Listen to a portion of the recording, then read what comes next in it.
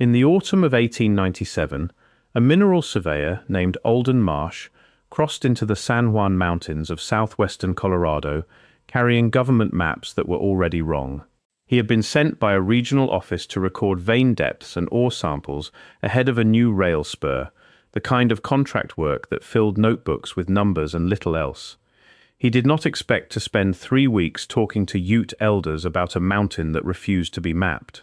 He did not expect to leave the territory with more questions than the ones he had arrived to answer. But that is what happened, and the notebook he carried out of those mountains in November of that year would sit in a family trunk for decades before anyone outside his household read what was written on its final 40 pages. Marsh had been warned, in the vague way government men were often warned in that era, that certain drainages in the range were considered off-limits by the local Ute bands still living along the Los Pinos and the upper reaches of the Animas. He assumed this meant grazing disputes or water rights, the ordinary friction between a shrinking reservation and an expanding mining economy. He was wrong. The warning had nothing to do with grazing. It had to do with a specific formation high in a drainage the surveyors called Cataract Gulch, where the rock folded into itself in a way that Marsh's own training told him should not exist without violent uplift, and where, according to every Ute man and woman he eventually spoke with, something had been sealed inside the mountain generations before any surveyor arrived to draw a line through it. If you're enjoying this story so far, don't forget to hit the like button and subscribe. Drop a comment telling me where in the world you're watching from. I love hearing from you. The first mention came almost by accident. Marsh had hired a local guide, a Ute man in his 50s, who worked seasonally for the mining camps and who agreed, for a wage, to lead the survey party into the upper gulch. On the second night of the trip, seated near the fire with his crew asleep, the guide told Marsh plainly that the party would not be going past the second waterfall. Marsh assumed this was a matter of terrain, until the guide added that the mountain past that point had been closed a long time ago, closed the way a door is closed, not the way a trail simply runs out. Marsh wrote the sentence down that night because the phrasing struck him as deliberate. A trail running out was a fact of geography. A door being closed was a decision made by someone. Over the following days, Marsh pressed the guide for more, and the guide, reluctantly, gave him the name of an elder living near the agency who might be willing to talk, provided Marsh understood that willingness did not mean the man would tell him everything. Marsh rode 2 days out of his way to find him. What followed was 6 separate conversations across 19 days, conducted through an interpreter, with an old man who never gave his full name to the record and who is identified in Marsh's notebook only as the elder from the Los Pinos camp. The elder was, by his own estimate, past 80 years old. He had grown up before the reservation boundaries were drawn, before the mining rushes of the 1870s pulled thousands of prospectors into mountains that had belonged to his people for longer than any surveyor's map could account for. And he remembered, he said, being told as a boy exactly which drainages were closed and why. According to the elder, the mountain above Cataract Gulch had not always been closed. There had been a time, generations before his own grandfather's grandfather, when the upper basin was used freely, when hunting parties camped there through the short summer season and moved on before the snow. Something changed that. The elder was careful, through the interpreter, to say that he did not know what had happened first, only that the closing came as a response to something, not as an arbitrary rule handed down without cause. He described the basin as a place where the rock itself had been rearranged, where a formation the size of a longhouse had been built into the mountainside using stone that did not match anything quarried locally, fitted so precisely that no gap could be found between one block and the next, even by a man running his palm along the seam in full daylight. He called it, through the interpreter's best translation, the closed house. Marsh asked the obvious question, what was inside it? The elder's answer, recorded word for word in the notebook, was this: something that was put there on purpose, and something that is meant to stay. Marsh pressed further, and the elder grew quiet in a way Marsh described as not evasive so much as measuring, the way a man measures a sentence before he commits to saying it. Eventually the elder said that the old stories described a being, or perhaps several, sealed inside the closed house by people who came before even the oldest Ute stories could remember, people whose names had not survived, only their work. The being was described as large, taller than a grown man standing on another man's shoulders, with skin the color of wet slate, and a stillness to it that the elder's own grandfather had described as more unsettling than any sound it might have made. It did not need to move to be dangerous. It needed only to be released. The elder added physical details across later visits that Marsh had not thought to ask for directly. The hands, when described, were said to have more length in the fingers than an ordinary man's hands, though the elder was careful to say this was inherited description, not something anyone living had verified with their own eyes in his lifetime. The eyes, according to the oldest fragment of the story the elder could trace, did not reflect firelight the way an animal's eyes reflect firelight, which the elder took to mean the being did not rely on sight in any way a hunter would recognize. What repeated most consistently across every retelling, more than the height or the skin or the eyes, was the stillness. Every account used some version of the same word. Not sleeping, not dead, waiting. Marsh noted in his own hand that he found this detail more convincing than anything else in the testimony, precisely because it was the least dramatic. A story invented to frighten children tends toward motion and violence. A story meant to preserve a genuine caution across generations tends toward stillness and patience, the kind of quality that does not resolve into an exciting scene, but instead sits in the listener's memory as something closer to dread. Marsh, who had by his own admission approached the first two conversations as a curiosity to be humored rather than a record worth taking seriously, wrote that by the third visit he had stopped assuming the elder was performing a story for a government man's benefit. Marsh, trained as a geologist, wanted physical corroboration, and over the following 2 weeks he got fragments of it, though never enough to satisfy his own profession's standards. 3 separate elders, interviewed independently and in different camps along the Los Pinos, described the same formation using strikingly similar language. Fitted stone, no visible mortar, a single entrance, narrow enough that a grown man had to turn sideways to pass through it, oriented so that it caught almost no daylight even at midday in summer. And, in every account, a warning that the entrance itself had been closed a second time, sealed behind additional stone sometime after the original construction, as though whoever did the sealing did not trust the first barrier to hold indefinitely. One elder, a woman living closer to the agency school, added a detail the others had not mentioned. She said her mother had told her that the closed house was not silent, not often, and not for long, but on certain nights, particularly in the deep cold of winter, when the gulch iced over and sound travelled strangely off the rock walls, something inside could be heard moving against the stone. She described it as a low grinding, less like an animal and more like stone shifting against stone, the sound a door makes when it has swollen with damp and is being forced rather than opened. She said her mother had heard it once as a girl, camping lower in the drainage with a hunting party that left at first light the next morning and never returned to that camp again. Marsh asked whether anyone had ever gone in. The answer, consistent across every conversation, was that people had at various points across the generations, and that the outcomes were remembered with a specificity that struck Marsh as unusual for oral tradition, which he understood from his own limited reading tended to compress and generalize over time. 2 brothers, sometime in the memory of the current elder's grandparents, went up into the gulch against explicit warning, hoping to find the source of stories about strange lights sometimes seen high on the ridge above the closed house. One returned. He would not speak of what happened to his brother, and within a season he had left the region entirely, resettling with relatives near the Uinta Agency in Utah and never returning to Colorado for the rest of his life.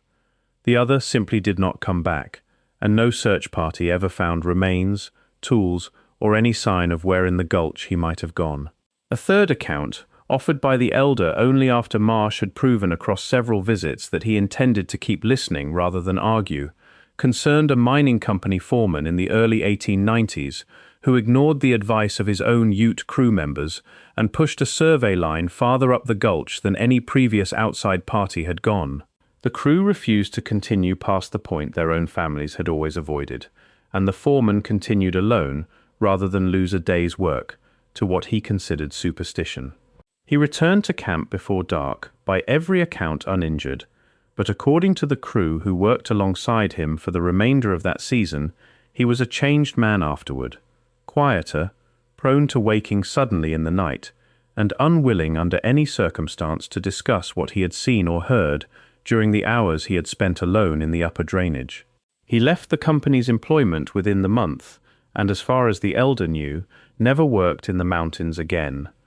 Marsh found this detail significant for a reason that had nothing to do with folklore. The mining boom of the 1870s and 80s had pushed prospectors into nearly every drainage in the San Juans, men chasing silver and gold with little regard for which basins the local population considered dangerous. If a closed formation of fitted stone existed in Cataract Gulch, someone working a claim nearby should have stumbled across it, or at minimum should have left some record of an unusual rock structure worth investigating for its mineral potential. Marsh went looking for that record. He found something, though not what he expected. In the district assay office at Silverton, Marsh located claim filings for two prospects that bordered the upper reaches of Cataract Gulch, both filed in the early 1880s, both abandoned within a single season, both citing in their brief closing notes nothing more specific than unfavorable ground. Marsh interviewed an assayer who had worked the district since its earliest boom years and who remembered, vaguely, hearing that one of the two claims had been abandoned after its owner suffered some kind of breakdown, though the assayer could not say what kind, only that the man left the territory abruptly and never returned to collect equipment he had left behind at the claim site. The equipment, according to the assayer, was still up there as far as anyone knew, rusting in a drainage nobody had bothered to reclaim. This was the closest Marsh came to an institutional record intersecting with the elder's account, and it was thin. He wrote in his notebook that thin corroboration was still corroboration, and that a man does not typically abandon a promising claim and functioning equipment over nothing. Whatever happened to that prospector, it happened fast enough and decisively enough to override the ordinary economic logic that kept most miners on their claims through far worse conditions than an unfavorable rock face. The elder, when Marsh brought this claim record back to him on his fourth visit, was not surprised. He said through the interpreter that the mountain had been testing its seal for longer than the mining companies had existed, and that men who wandered too close without understanding what they were near sometimes felt something Marsh's own culture had no good word for, a wrongness in the body that told them to leave before their mind had finished deciding why. The elder called it a warning built into the place itself, not a supernatural compulsion so much as an inherited caution, the same instinct that makes an animal avoid a den it has never entered, but somehow recognizes as occupied. He said this was not unique to the closed house in Cataract Gulch. He said there were other closed places, fewer now than in his grandfather's time, scattered through the range, each one guarded by the same kind of silence, each one avoided for the same unspoken reason.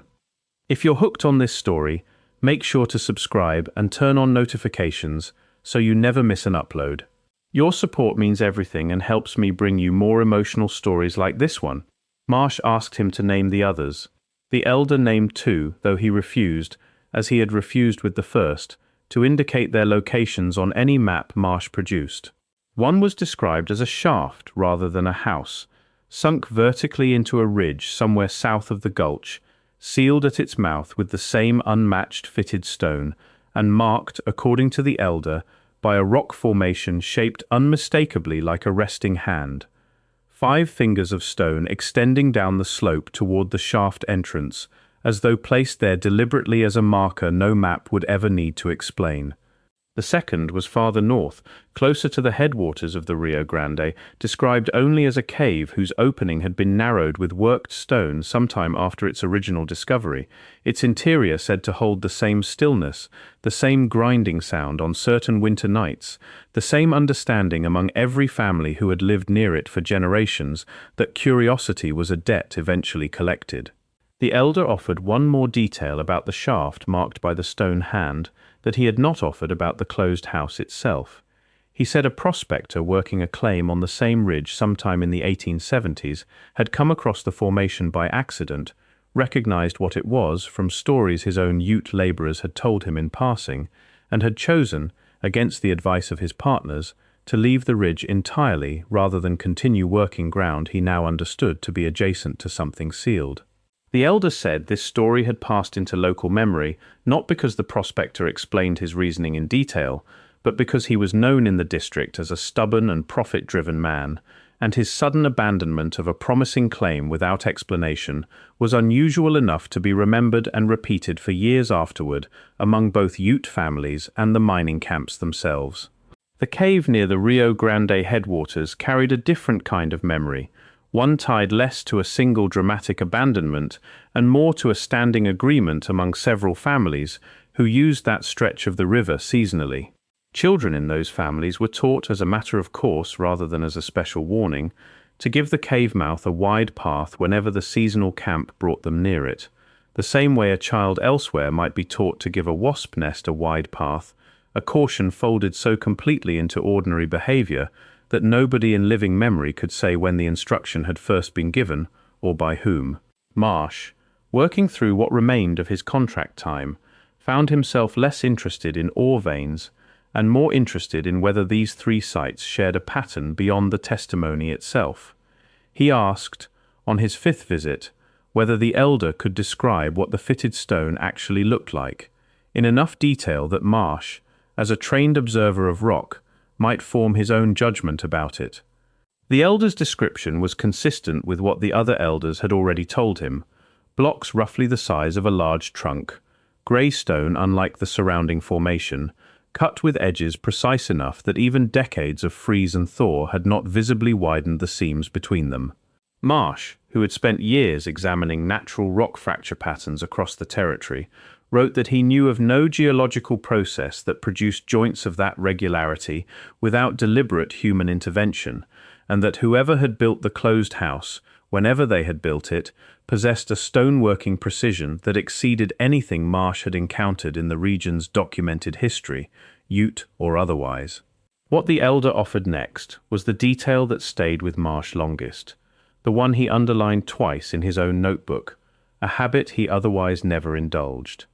He asked the elder why, if the closed house had held for so many generations, anyone still bothered maintaining the warning at all.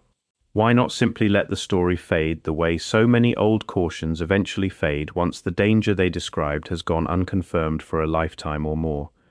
The elder's answer, through the interpreter, was recorded as follows: "The seal does not need us to believe in it to hold.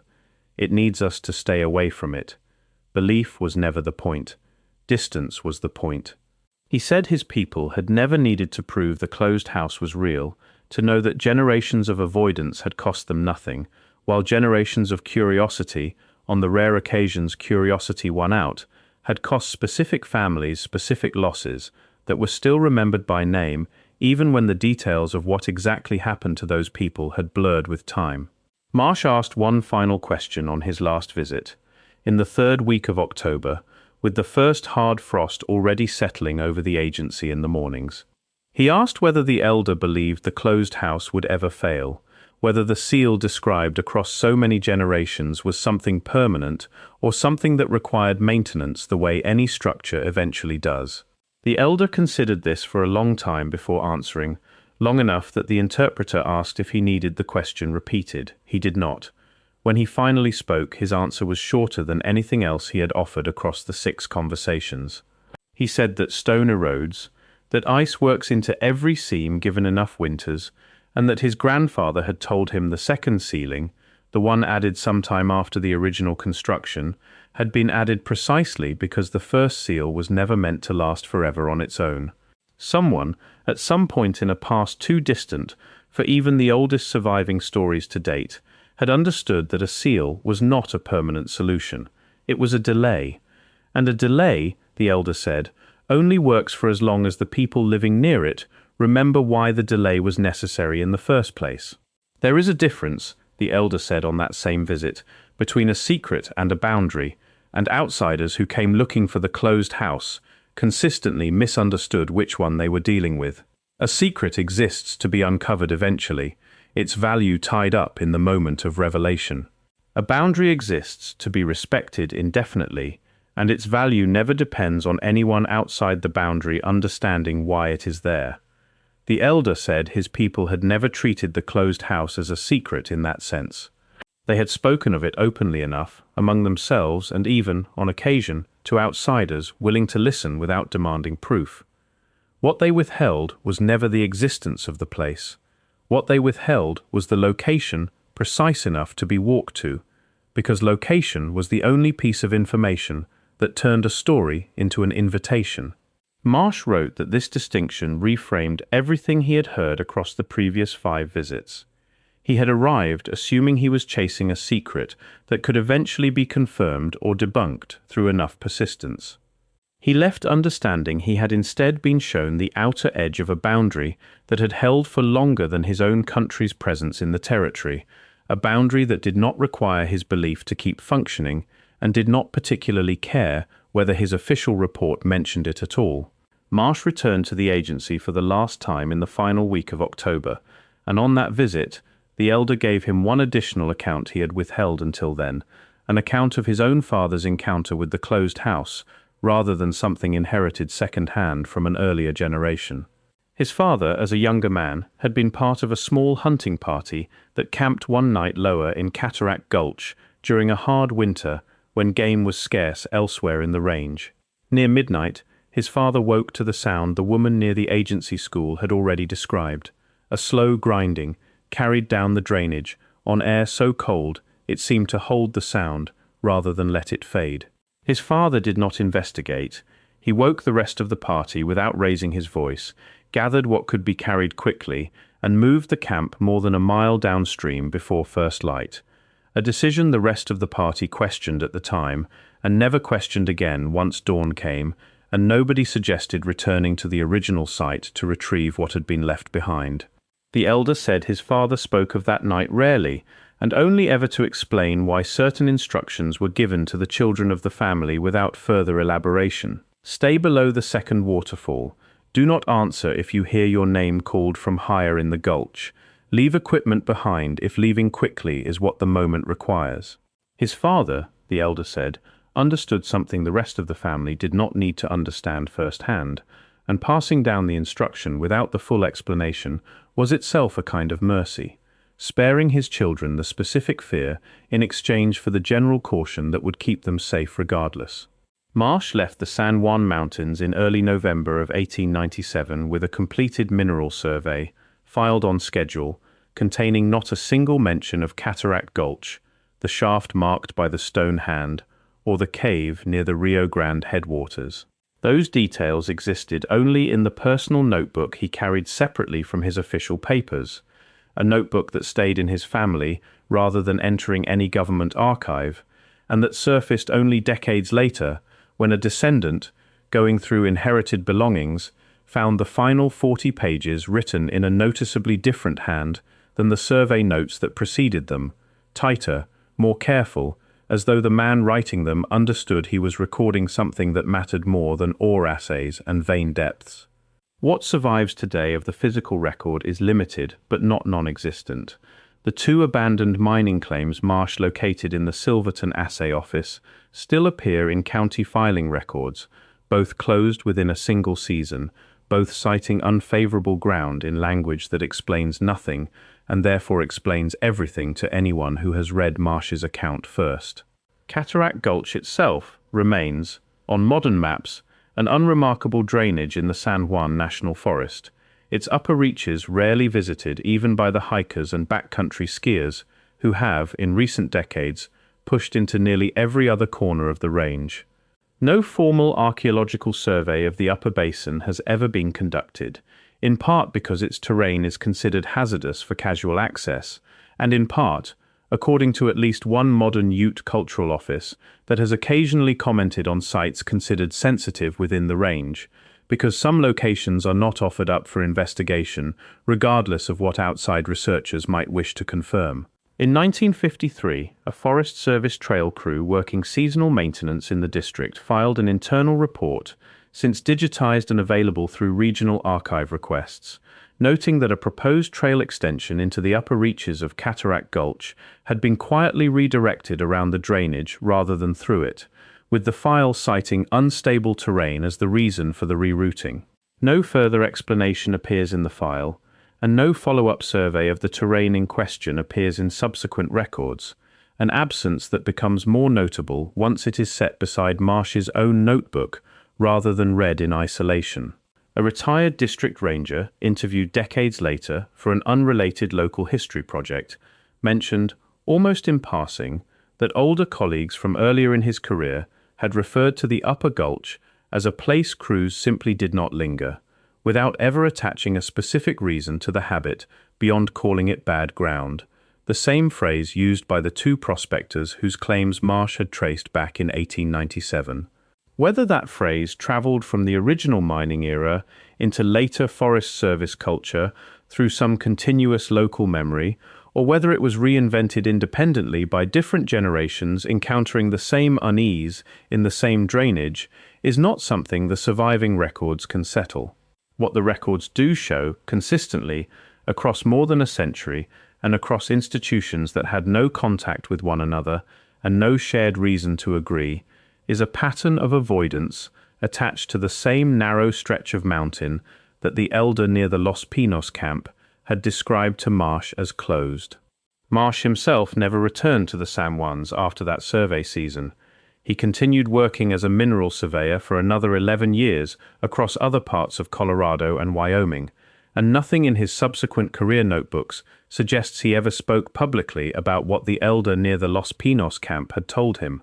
But in the final entry of the notebook, dated the night before he left the agency for good, he wrote a single paragraph that his descendants would later transcribe and preserve separately from the rest of the document, treating it, in effect, as the closing statement he never delivered to anyone in his lifetime. He wrote that he had spent 3 weeks trying to determine whether the elder's account was history, memory, or something closer to a warning dressed as both, and that he had failed to reach a conclusion he felt confident committing to an official record. What he could commit to, he wrote, was this: a door does not need to be believed in to remain closed. It only needs someone, somewhere, to keep remembering not to open it. And as long as that memory survived among the people who had carried it the longest, the mountain above Cataract Gulch would stay exactly as it had been, for longer than any surveyor's map could measure, sealed, silent, and waiting for the day the memory finally ran out. Thank you so much for watching until the end. If you loved this story, check out the other videos on your screen now. I think you'll really enjoy them. And don't forget to subscribe if you haven't already. See you in the next story.